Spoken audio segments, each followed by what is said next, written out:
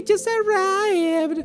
Watch this carefully. Prince Harry and Meghan Markle were sensationally booed at the World Series face-off. Dodgers just got Markled hard. Meghan Markle at Dodger Stadium. World Series, front row seats, matching Dodgers gear, perfect camera angles. Harry and Meghan are here watching some baseball as well. The jumbotron cuts to her. She waves, smiles that Hollywood smile, expects the roar. But notice something. The crowd doesn't erupt. There's no applause. Just silence, some scattered boos, confused looks, and then they move on to the next celebrity.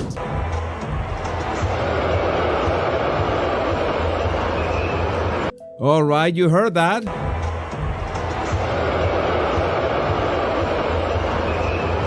That is so bad. That is really so bad. Body language experts later analyzed the footage.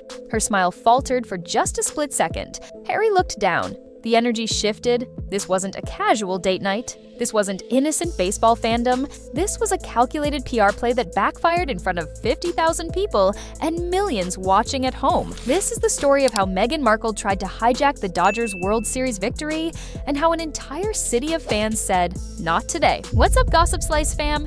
And if you think Meghan Markle just casually loves baseball, I've got news for you. The Dodgers just won the World Series today. Historic Game 7 victory. LA is celebrating in the streets. And there's Meghan front row during the series, decked out in team colors like she's been bleeding Dodger blue since birth. But here's what nobody told you. Meghan Markle has been on record as a Toronto Blue Jays fan. She lived in Toronto for 7 years filming Suits. Never once mentioned the Dodgers, never attended a regular season game. But the moment the World Series cameras are rolling, suddenly she's their biggest superfan. Many people don't know how Meghan works. That's not how the Duchess works. Meghan's loyalty is for the highest bidder. Smash that like button, because what I'm about to expose is a pattern of celebrity bandwagoning that real fans are absolutely done with. And if you don't subscribe before this video ends, you'll miss the moment a Dodgers legend literally had his view blocked by someone who couldn't name 3 players on the roster. This gets messy. Trust me. Let's break it down. Here's how it started. The Dodgers are in the World Series. LA is buzzing.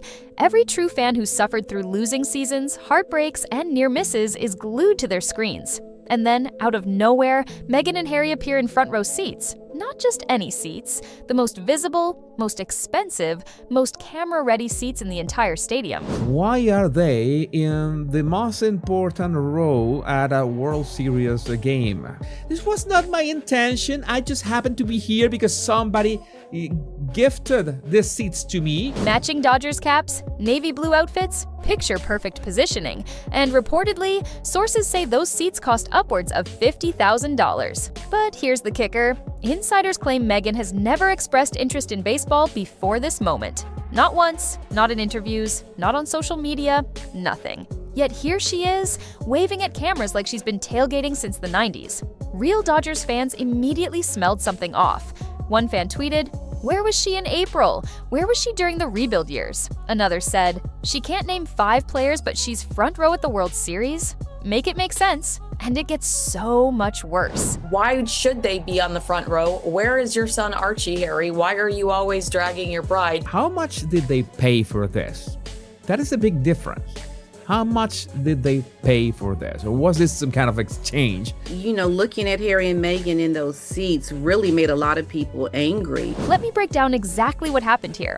Meghan Markle lived in Toronto from 2011 to 2017 while filming Suits. 7 years. And during that time, she publicly identified as a Blue Jays fan. There are photos, there are quotes. There's literal evidence of her repping Toronto baseball. Fast forward to now, she moves to LA. The Dodgers make the World Series. And suddenly, she's swapped allegiances faster than you can say bandwagon. Fans are asking, is this genuine fandom or opportunistic celebrity clout chasing? Sports culture has a sacred rule. You don't switch teams. You stick with your squad through the losses, the humiliations, the rebuild years. That's what makes victory sweet. But Meghan allegedly showed up for one game, a championship game, after never attending a regular season matchup, never posting about the team, never showing any loyalty during the hard times. One longtime season ticket holder told reporters, real fans earn their seats through decades of heartbreak. She bought hers with a credit card. Think about that for a second. Here's where it gets really telling. Why are you doing this to yourself, Harry? You're mortified. You hate crowds. You're booed. Oh no, Harry. Oh no, Harry. You know what you miss. Why do you allow her to put yourself in this position? Now, let's talk about where she sat. Meghan and Harry weren't just front row, they were seated directly in front of Sandy Koufax, one of the greatest pitchers in baseball history, a Dodgers legend, Hall of Famer, the man who is Dodger baseball. Behind them also sat Magic Johnson, Lakers icon, businessman, and part owner of the Dodgers. Let that sink in. Actual sports royalty sitting behind manufactured celebrity royalty. Body language experts noted that at several points during the game, people behind Meghan had to lean sideways to see around her. She reportedly never offered to adjust her seating or acknowledge the legends behind her. Twitter exploded. One fan wrote, "Meghan Markle blocking Sandy Koufax's view is the most on-brand thing I've ever seen." Another said, "She literally put herself in front of a Hall of Famer. The audacity is unmatched." And here's the thing, this isn't just about physical positioning, it's symbolic. She positioned herself front and center above people who've actually earned their place in Dodgers history. People who bled for this team, people who built the legacy she's trying to borrow for a night. Sources say some fans in the stadium were visibly annoyed. The optics were brutal, and it gets even messier. Again, this is what you get. This is not earned. This is a difference between earning the right to something and buying yourself the spot. Then came the moment that broke the internet. The jumbotron camera cuts to Meghan and Harry. It's the classic World Series celebrity cam moment. Time to cheer, right? Meghan waves, big smile, pageant-ready energy. Harry gives an awkward grin, and then nothing. No roar, no applause, some scattered, uncomfortable silence. Reports claim portions of the crowd actually booed. It wasn't the reception she expected, not even close. Compare that to moments earlier when other celebrities were shown. Genuine cheers, genuine excitement. But when it came to Meghan, crickets. Meghan, of course, immediately realised that she was on the screen because that's all she spent the whole game doing. There's a photographer, there's a camera, performing. One attendee later posted, "The vibe shifted the second she appeared on screen. People were confused. Like, why is she here?" Body language experts analyzed the footage and noted Meghan's smile tightened. She held it, but you can see the micro expression, the brief flicker of discomfort when the response wasn't what she anticipated. Harry looked down almost immediately. Oh, he's miserable, isn't he? He's totally miserable. His body language, according to analysts, screamed, "I want to disappear." This wasn't just a bad moment. This was public rejection. Live on camera, broadcast to millions. Social media erupted within minutes. Booed at the World Series was trending. Memes flooded timelines. One tweet summarized it perfectly. "She flew to LA for relevance. The city said, 'We're good.'" But wait, now here's where things get suspicious. Within hours of the game, high-resolution photos of Meghan and Harry at Dodger Stadium flooded the internet. Perfect angles, perfect lighting, professional-grade shots. The agency? Backgrid. If that name sounds familiar, it should. Backgrid is the same photo agency that allegedly, coincidentally, captures Meghan on every coffee run, every hike, every staged outing. Internet detectives immediately connected the dots. These weren't candid shots. These were coordinated. One media analyst tweeted, "When Backgrid is involved, it's never an accident. This was a planned photo op." Critics are asking, if you truly wanted a private night at the game, why tip off photographers? Why position yourself in the most visible seats? Why wear matching outfits that scream, "Look at us"? The whole thing reeked of calculated publicity. Except this time, the publicity backfired.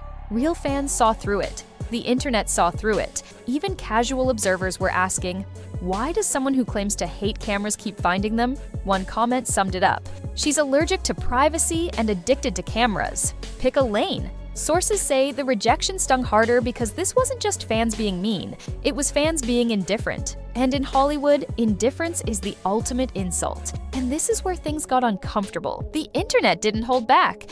Within hours, Dodgers fans, real, lifelong, diehard fans, started tearing into Meghan's appearance. One longtime fan wrote, "I've been going to games since I was 6 years old. I've sat in the nosebleeds.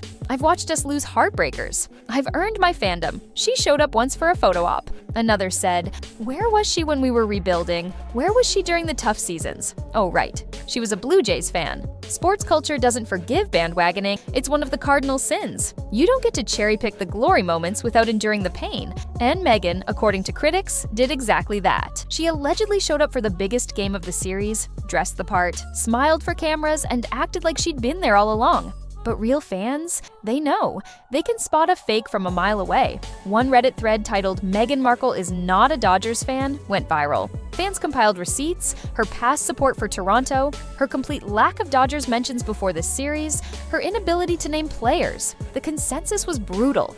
She's a tourist, a celebrity interloper, someone using the team's victory for personal clout. One comment said it best, "She didn't come to celebrate baseball. She came to be photographed celebrating herself." Devastating. And then, in perhaps the most poetic twist of all, the Dodgers won today in Game 7. Historic victory. Decades of heartbreak finally over. The city of LA erupted in celebration. But here's what made it even sweeter for fans. Meghan's presence didn't matter. The team won in spite of the distraction, in spite of the cameras cutting away to her instead of the game, in spite of her attempt to make it about herself. Fans celebrated the players, the coaches, the decades of loyalty, the blood, sweat, and tears that went into building this championship team. And Meghan, she was barely a footnote. One fan tweeted, "The Dodgers won the World Series. Meghan Markle tried to steal the moment. The team said, 'Not today.'